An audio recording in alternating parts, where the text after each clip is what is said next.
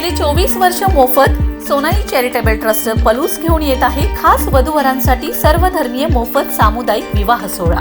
यामध्ये वधूवरांसाठी मिळणार मणिमंगळसूत्र, कपडे, संसार उपयोगी भांडी, जेवण, स्पीकर, मंडप अगदी मोफत सोय।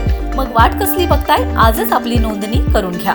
विवाह मुहूर्त, विवाह स्थळ, संपर्क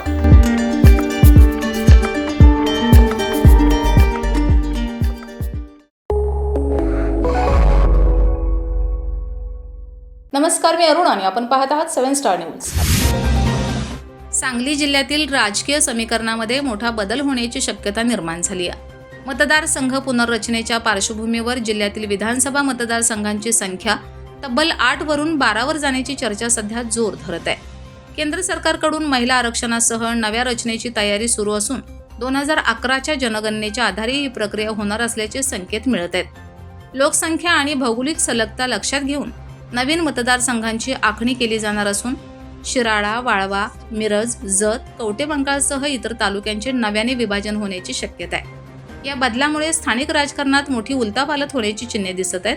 दरम्यान सांगली जिल्ह्याचे 2 लोकसभा मतदारसंघ निर्माण होण्याची शक्यता असून त्यात कोल्हापूर आणि सातारा जिल्ह्यातील काही भागांचाही समावेश होऊ शकतो। त्यामुळे आगामी निवडणुकांमध्ये सांगली जिल्ह्याचे राजकीय चित्र पूर्णपणे बदलण्याची शक्यता व्यक्त केली जाते, अशी माहिती ॲडव्होकेट बाबासाहेब मुळीक यांनी पत्रकार परिषदेत दिली आहे। पाहूयात सविस्तर। त्यामध्ये केंद्र सरकारनं गेल्या अधिवेशनामध्ये निर्णय घेतलेला होता की 33% महिलांना आरक्षण द्यायचं आहे आणि त्या आरक्षणानुसार होणारी निवडणूक ही 29 साली होणारी निवडणूक ही महिला आरक्षणानुसार निवडणूक घ्यायची आहे। आपल्या 542 लोकसभा मतदारसंघामध्ये 33% आरक्षण देत असताना ज्या जागा द्यायच्या आहेत त्यावर सर्वपक्षीय चर्चा सुरू होती। आता मतदारसंघाची पुनर्रचना करत असताना डिलिमिटेशन ऍक्ट हा एक तयार केला जातो आणि कायदा तयार केला जातो। त्या कायद्यानुसार डिलिमिटेशन केलं जातं, डिलिमिटेशन कमिशन नेमलं जातं। त्या डिलिमिटेशन कमिशनचे 3 सदस्य असतील, त्याच्या 3 सदस्यामध्ये सुप्रीम कोर्टाचे जज असे उच्च दर्जाचे अधिकारी याचा समावेश केला जातो आणि त्याच्या आधारानं ते सर्व देशाचा दौरा करून सगळ्या देशाची माहिती घेऊन डिलिमिटेशन करत असतात। आता या डिलिमिटेशन कमिशनला लगतपूर्व जनगणनेची लोकसंख्या ही गृहीत धरली जाते। आता 2011 साली आपली जनगणना झाली, त्यानंतर 2021 साली जनगणना होणं अपेक्षित होतं, परंतु 2020 पासून आपल्याकडं कोविड आला, त्यामुळे 21 ची जनगणना झालेली आहे। दरम्यानच्या काळात काय कारणाने ती जनगणना हळूहळू पुढे जात गेली। आता नव्यानं आजच बातमी आहे की जनगणना नव्यानं होणार आहे, परंतु त्या जनगणनेची आकडेवारी येऊन ती आकडेवारी अंतिम होणे ह्याला साधारण 27 साल उजाडणार आहे आणि 2 वर्षात हा जनगणनेची आकडेवारी येणार नाही आणि त्यामुळं तिची पुनर्रचना करणं त्या नवीन लोकसंख्येच्या आधाराने शक्य होत नाही। ह्या सगळ्याचा कारभार हा गृह खात्याच्या वतीनं हाताळला जातो। गृहमंत्री अमित शहानी सर्वपक्षीय बैठक घेतल्या। यामध्ये नवीन जनगणनेप्रमाणे जर झालं तर साधारण आताची जी लोकसंख्या वाढ आहे ती गृहीत धरली तर उत्तर भारतात मतदारसंघ जास्त होत होते आणि दक्षिण भारतातल्या मतदारसंघाची संख्या कमी होत होती। त्यामुळे तामिळनाडू, केरळ, कर्नाटक, आंध्र प्रदेश, पांडिचेरी ही जी दक्षिणेकडली राज्य होती या राज्यांनी त्या विषयाला हरकत घेतलेली होती आणि त्यांची मागणी अशी होती की आमच्या ज्या लोकसभेच्या आता ज्या जागा आहेत त्या जागा तुम्ही कायम ठेवा। म्हणजे उदाहरणार्थ महाराष्ट्राच्या 48, तामिळनाडूच्या 39, कर्नाटकच्या 28, केरळच्या 21, आंध्र प्रदेशच्या आंध्र आणि तेलंगणा मिळून 42 अशा ह्या जागा आहेत त्या कायम ठेवा। केंद्र सरकारनं ती मागणी तत्वता मान्य केली, त्यामुळे जागा त्या तितक्या कायम होतील अशा पद्धतीने ते मान्यता दिली। आता मग 33% महिला आरक्षण देत असताना ते कशा पद्धतीने जर जायचं याबद्दल बरेच चर्चा झाली आणि त्या सगळ्या चर्चेचा मतार्थ असा झाला की आता आहे त्या जागेच्या 1.5 जागा करूया, म्हणजे 1/3 बरोबर त्यामध्ये ऍड होतंय आणि 33% जी नवीन जागा होणार आहे त्या महिलांच्या आरक्षणामध्ये आपण समाविष्ट करूया अशा पद्धतीचे झालं। त्याप्रमाणेच सरकारनं आता जे नवीन संसद भवन बांधले त्यामध्ये जो 800-850 खासदारांची संख्या बसेल अशा पद्धतीचं नवीन संसद भवन बांधलेलं आहे. म्हणून आता ही पुनर्रचना होत असताना महाराष्ट्रामध्ये 48 लोकसभेच्या जागा आहेत. त्या 48च्या 72 लोकसभेच्या जागा होतील आणि 288च्या 432 विधानसभा मतदारसंघ होऊ शकतील अशा पद्धतीचं विचार केंद्र सरकारचा आहे. केंद्र सरकारनं त्या पद्धतीनं विरोधी पक्षाशी चर्चा केलेली आहे. विरोधी पक्षातल्या बऱ्याच सदस्यांनी किंवा पक्षांनी त्याला तत्वतः मान्यता दिलेली आहे आणि आता 16 तारखेला लोकसभेसमोर डिलिमिटेशन ऍक्ट 2026 हा चर्चेसाठी येणार आहे आणि तो 1-2 दिवसात चर्चा होऊन त्याला मान्यता मिळेल अशी परिस्थिती आहे. आणि ती झाल्यानंतर त्याच्या आधारानं डिलिमिटेशन कमिशन नेमलं जाईल. त्या डिलिमिटेशन कमिशनच्या माध्यमातून मतदारसंघाची पुनर्रचनेचं काम सुरू होईल. आता नवीन जनगणनेची लोकसंख्या उपलब्ध नसल्यामुळं ह्याच्यासाठी लगतपूर्व म्हणजे 2011च्या जनगणनेचीच लोकसंख्या वापरली जाणार आहे. आता पहिल्यांदा लोकसभेसाठी राज्य हे युनिट असतं, त्यामुळे एका राज्यातले कोणत्याही जिल्ह्यातले कोणताही मतदारसंघ दुसऱ्या जिल्ह्यात घातला जाऊ शकतो. हा राज्य युनिट असतं. तसं विधानसभेसाठी ही जिल्हा युनिट असतं. म्हणजे एका जिल्ह्यातले गावं एकाच जिल्ह्यातल्या विधानसभा मतदारसंघामध्ये समाविष्ट झाली पाहिजे, ती दुसऱ्या जिल्ह्यात जाऊ शकत नाही. त्यामुळे आपला सांगली जिल्हा आता जो अस्तित्वात आहे त्या सांगली जिल्ह्यामध्ये सध्या 8 विधानसभेचे मतदारसंघ आहेत. त्याचे दीडपटीनं 12 विधानसभा मतदारसंघ होतील. आपल्या जिल्ह्याची लोकसंख्या 28,22,243 ही 2011च्या जनगणनेनुसार लोकसंख्या.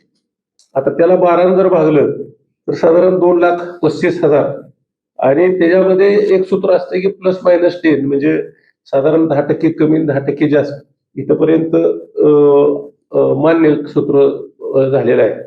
त्यामुळे 2015 पासून 2045 पर्यंत लोकसंख्येचे मतदारांचे नव्हे लोकसंख्येचे मतदारसंघ केले जातील अशा पद्धतीचं साधारण आपलं चित्र दिसतंय.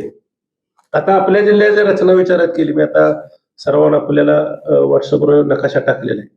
तर आपला जिल्हा असा पूर्व पश्चिम लांबीचा जिल्हा आहे आणि त्यामध्ये शिराळा हा पश्चिमेला आहे आणि शिराळ्यापासून जर आपली मतदारसंघाची रचना जर करायची म्हटलं तर शिराळ्याची लोकसंख्या साधारण 1,62,921 एवढी शिराळ्याची लोकसंख्या आहे. आता मग शिराळा मतदारसंघ जर करायचा झाला तर त्याला साधारण 73,000 लोकसंख्या ही वाळवा तालुक्यातली द्यायला लागेल.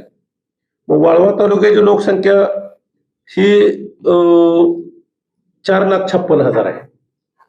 4,56,000 73,000 गेल्यानंतर जी राहते त्यातनं एक 2,35,000चा स्वतंत्र वाळवा मतदारसंघ सुद्धा एक होईल. म्हणजे एक शिराळा अधिक वाळव्यातले 73,000 दुसरा वाळवा 2,35,000 मतदारसंघाचा. एवढं जरी झालं तरी साधारण 1,38,000 लोकसंख्या ही वाळवा तालुक्यातली शिल्लक राहते. मिरज तालुका म्हणजे सांगली, मिरज, कुपवाड आणि मिरज ग्रामीण सगळा हा मिरज जो तालुका आहे त्याची लोकसंख्या 8,54,581 एवढी आहे. आता त्याचे 2,35,000च्या हिशोबाने जर 3 मतदारसंघ जर करायचे आहेत तर 7,05,000 मध्ये 3 मतदारसंघ होऊ शकते आणि त्यांच्याकडे सुद्धा 1,48,000 एवढी लोकसंख्या शिल्लक राहते. मग आता पूर्वी जसा एक नांद्रे, कसबे डिग्रज ही जी गावं वाळव्याला होती तसंच हा पश्चिम बाजू आणि वाळव्याची उर्वरित गावं ह्या दोन्हीचा एक मतदारसंघ केला जाऊ शकतो. म्हणजे शिराळा, वाळवा मिरज हा 3रा मतदारसंघ होईल.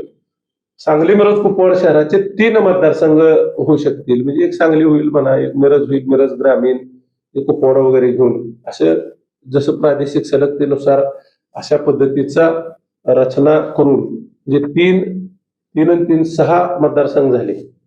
आपल्या तालुक्याच्या पूर्व बाजूला जिल्ह्याच्या पूर्व बाजूला जत तालुका आहे. जत तालुक्याची लोकसंख्या 3,28,000 आहे. 2,35,000 जर आपण गृहीत धरायचं झालं तर तिथं साधारण 1,00,000 लोकसंख्या जास्त शिल्लक राहते जत तालुक्यात, म्हणजे एक मतदारसंघ तालुक्यात होऊन शिल्लक राहतोय. त्यांना प्रादेशिक सलगतेमध्ये फक्त आपला कवठेमहांकाळ तालुका आहे आणि कवठेमहांकाळची लोकसंख्या ही 1,52,000 आहे. म्हणजे 1,52,000 अधिक 1,00,000 2,52,000 मान्य पर्यंत जात आहे. त्यामुळं जत 1 अधिक जत कवठेमहांकाळ 2 असा एक मतदारसंघ होतोय. आता पलूस, कडेगाव, आटपाडी, खानापूर आणि तासगाव हे 5 तालुके पुन्हा प्रादेशिक दृष्ट्या सलगतेनं आटपाडी विटा खानापूर लगत आहे, त्याला कडेगाव लगत आहे, त्याला तासगाव लगत आहे, त्याला कवठेमहांकाळ लगत आहे. ह्या 5 तालुक्याचे पुन्हा 4 मतदारसंघ केले जातील.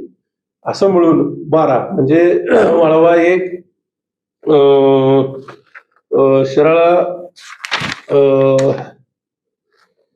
वाळवा 1, शिराळा 1, वाळवा 2, वाळवा अधिक मिरज 3, सांगली 4, मिरज 5, मिरज कुपवाड ग्रामीण 6, पलूस 7, कडेगाव 8, खानापूर अधिक आटपाडी 9, तासगाव 10, कवठेमहांकाळ अधिक जत 11 आणि जतला 12 असं साधारण कमी जास्त फरकातनं हे मतदारसंघ 12 विधानसभेचे मतदारसंघ आपल्या जिल्ह्यामध्ये होऊ शकतील प्रादेशिक सलगतेच्या हिशोबानं. मग काय मिरज लगत आहे, काय एखादं मंडळ इकडं घेतलं जाऊ शकतं किंवा पलूस विभाजन होऊ शकतं, अशा आपण एक साधारण अनुमानानं आपण हे आकडेवारी काढलेली आहे. आता हे विधानसभा मतदारसंघात झालं. आता लोकसभा मतदारसंघाचं जर म्हणायचं झालं तर आपला लगत जिल्हा फक्त कोल्हापूर जिल्हा आहे. आपल्याला इकडे कोल्हापूर जिल्ह्यामध्ये सध्या 10 विधानसभा मतदारसंघ आहेत, त्यांचे 15 होणार आहेत. त्यामुळे त्यांच्याकडे 2 लोकसभेचे पूर्ण मतदारसंघ कोल्हापूर जिल्ह्यात होऊन त्यांच्याकडे 3 विधानसभा मतदारसंघ शिल्लक राहतील.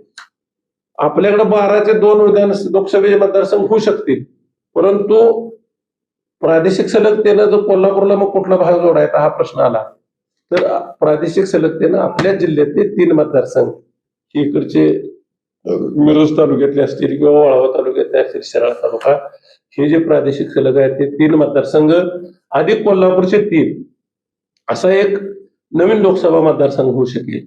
आणि एक सांगली धरून एक आपला लोकसभेचा मतदारसंघ होऊन पुन्हा 3 मतदारसंघ आपले शिल्लक राहणार आहे. आपल्याला प्रादेशिकला सलगतेनं आपण स्वतः सातारा किंवा सोलापूर इकडं सांगोला मंगळवेढ्याच्या हिशोबानं आपल्याला प्रादेशिक सलगतेला 2 जिल्हे आहेत. त्यामुळे राहिलेले 3 हे जर सोलापूरला जातील किंवा साताऱ्यामध्ये जाऊ शकतील. ही रचना शेवटी जी डिलिमिटेशन कमिशन आहे त्याच्या सूचनेनुसार सगळे कामकाज होणार आहे. त्यामुळे आपल्या जिल्ह्यात प्रामुख्यानं आपण जर विचार करायचा झाला तर 12 विधानसभेचे मतदारसंघ होणार आहे. आता याच्यामधले 4 विधानसभा मतदारसंघ हे महिलांच्यासाठी राखीव होणार आहे. आता 4 विधानसभा मतदारसंघ महिलांच्या राखीव काढत असताना त्यांनी एक साधारण सूत्र सुचवलंय. आता त्या मान्यता पुढच्या टप्प्यामध्ये त्याला मिळून जाईल. त्यांनी असं केलं की पारदर्शकता आणायची झाली तर 1, 2, 3 अशा 3 चिठ्ठ्या टाकायच्या आणि त्या 3 चिठ्ठ्यामधली एक चिठ्ठी उचलायची. म्हणजे समजा 3 मधली 1 नंबरची चिठ्ठी जर निघाली चिठ्ठी बाहेर तर 1, 4, 7, 11, 14, 17 ह्या नंबरचे जे मतदारसंघ असतील हे मतदारसंघ महिलांसाठी राखीव होतील. त्यामुळे कोणावर अन्याय मतदारसंघ तयार झाले, त्याला नंबर दिला, चिठ्ठ्या टाकल्या आणि ते मतदारसंघ महिलांच्यासाठी राखीव होते. पण 4 मतदारसंघ हे महिलांच्यासाठी राखीव आपल्या जिल्ह्यातले पण होणार आहेत. कारण तसे नंबर आपले 1 ते 12 नंबर येणारच आहेत ना त्या क्रमाच्या हिशेबाने. 4 महिलांच्यासाठी राखीव होतील. महाराष्ट्रात जे लोकसभेचे आहेत ते यातलं कुठला मतदारसंघ लोकसभेचा राखीव होईल आज आपण काही सांगू शकत नाही. पण त्याला सुद्धा हेच सूत्र 1 ते 72 असं त्यामध्ये लावलं जाईल मतदारसंघ लोकसभेचा आणि त्याला हे महिलांचं आकडेवारी निश्चित केली जाईल. तर साधारण अशा पद्धतीच्या तरतुदी आहेत. हे डिलिमिटेशन ऍक्ट 1972 साली झाला. 71ची जनगणना धरून त्याप्रमाणे 78 सालापासून नव्यानं निवडणुका झाल्या. पुन्हा डिलिमिटेशन ऍक्ट 2002 ला झाला. त्याचं 2009 पासूनच्या निवडणुका म्हणजे ह्या त्या नवीन निवडून झाला. आता डिलिमिटेशन ऍक्ट 2026 हा 16 तारखेला लोकसभेसमोर येणार आहे. त्याच्या आधारानं ही रचना पुढच्या काळामध्ये 2 वर्ष 2.5 वर्षाच्या कालावधीत पूर्ण होऊन येणारी 29 सालची लोकसभेची निवडणूक एप्रिल मे 2029ला जी होणारी लोकसभेची निवडणूक आहे ती आणि ऑक्टोबरला होणारी विधानसभेची निवडणूक ही नव्या मतदारसंघानुसारच महिला आरक्षण देऊनच होणार आहे. रमेश जाधव, 7 स्टार न्यूज, विटा.